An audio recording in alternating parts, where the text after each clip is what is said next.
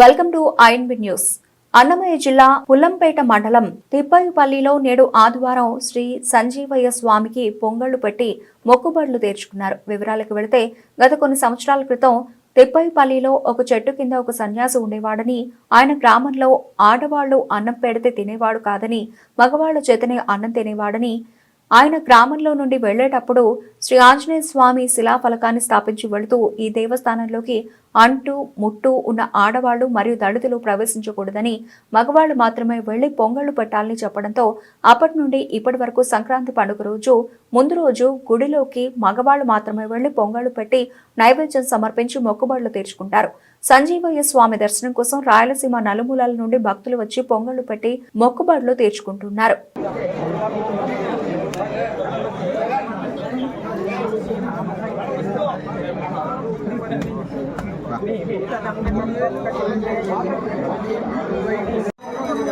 ఆంజనేయం ప్రసన్నాంజనేయం ప్రభాదివ్యకాయం ప్రకీర్తనప్రదాయం భజే వాయుపుత్రం భజే వానగాపురం భజే భగద్రం భజే శ్రీయం భజే పుత్రరూపం.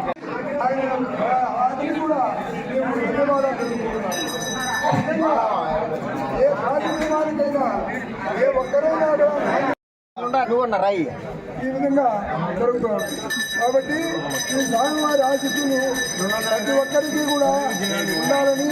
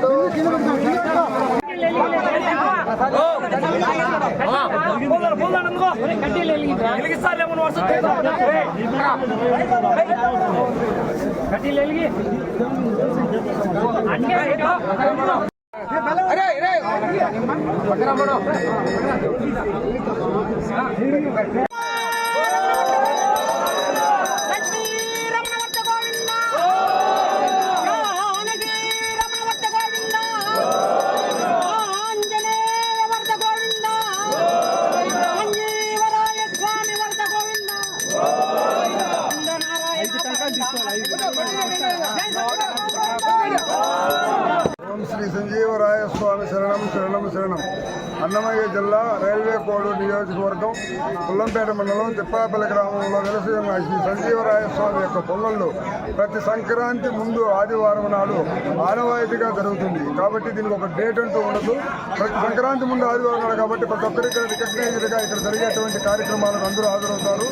ఈ స్వామివారి యొక్క భవిష్యత్తు ఏమంటే కరువు కాటకాలు లేకుండా ఊరి యొక్క సుభిక్షంగా ఉండాలని ఇక్కడికి వచ్చేటువంటి భక్తులు అందరూ కూడా కోరుకునే కోరిక నెరవేరుతాయి. కాబట్టి ఆనవాయితీగా ఎక్కడి నుంచో కూడా ప్రతి సంవత్సరం వచ్చి ఆయనకు భక్తులు వచ్చి ఇక్కడ ఉన్నటువంటి స్వామివారిని కరువులో ఉన్నటువంటి ఒక పూర్వకాలంలో ఒక వృద్ధ బ్రాహ్మణుడు వచ్చి ఇక్కడ ఈ యొక్క స్వామివారిని ప్రతిష్టాపించడం జరిగింది.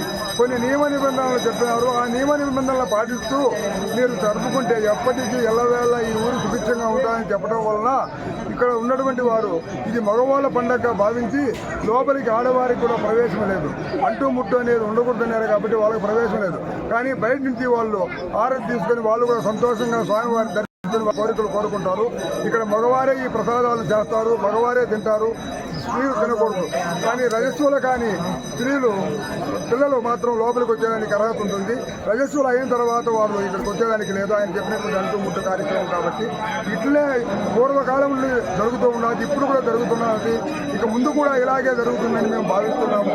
ఎవరి యొక్క కోరికలు ఎవరు కోరుకున్నా సరే వాళ్ళ కోరికలు నెరవేరుతాయి కాబట్టి ఇక్కడ ఉన్నటువంటి గ్రామంలో ఉన్నటువంటి వారు ప్రతి పని చేయాలన్నా కూడా ఆయనకు నమస్కరించుకొని ఆయన కోరుకొని వాళ్ళ ప్రతి ఒక్క పనిలో ఉద్యోగరీత్యా కానీ, చదువురీత్యా కానీ, వ్యవసాయ రీత్యా కానీ, వాహనాలు కానీ, పరిశ్రమలు కానీ స్థాపించాలంటే ఆయన కోరుకొని పెట్టుకుంటే లాభాబాటలు నడుస్తాయి. కాబట్టి అందరూ కూడా ఇక్కడ బాగా వచ్చి ఈ యొక్క స్వామివారి ఆశీస్సులు పొందుతుంటారు.